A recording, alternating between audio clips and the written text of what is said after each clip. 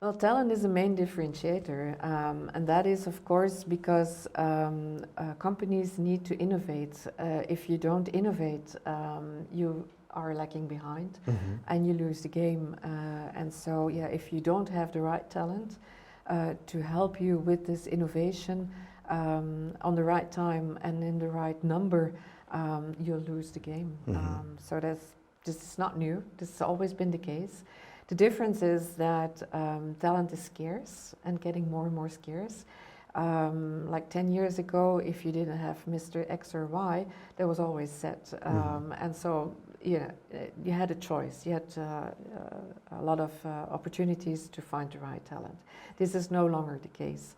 And so here it's really the matter, do we have the talent, yes or no? And if it's no, then it's an issue. That's a big issue. That's not easy to solve.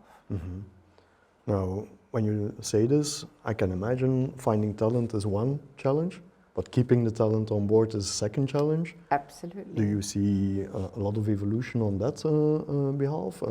Do we have best practices that we see in the market? Well, companies are starting to realize that if you see the number of talent that's starting to freelance, most of these people used to work as employees. So they move from one pool to the other pool. And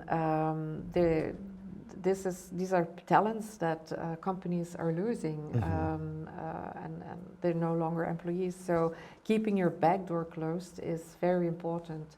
So you see companies starting to organize their internal mobility, for instance, as a means to solve any vacancy with their own talent that's already on board, but also as a means to have people staying on board. Yes. Okay, and probably also the flexibility. I can imagine if people want to change contract form, that also requires a different state of mind. Somebody who is working as an employee and wants to become a freelance, that doesn't necessarily mean that the collaboration should stop, as an example. No, but within the legal framework, of course. There are some sensibilities, also from a legal perspective, of course. Yes. Also, what we see in the market is that companies are hiring also profiles, half-time, more flexible contracts, not full-time contracts anymore. Is that something that you... Yes, absolutely, and the study of SERF also confirmed that a lot of the freelancers are doing this in bijberoep, as a second job, professional occupation. So they're not full-time available, and they're putting their toe in the water to feel the temperature. So yes, absolutely, and which is a win-win. You can test how it is to work with a freelancer. Maybe you don't need a full-timer, and it's a project on a part-time base, and the talent itself can taste the feeling what it is to be independent, because it is a change if you go from the status of being an employee to becoming independent.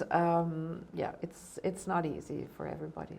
Yes, I can imagine, and if retention is important, I think learning will probably also be an important component of the retention package. Yes, absolutely. And if you want to improve your internal mobility, you're obliged to organize training, and yeah, of course, that's part of your retention policy.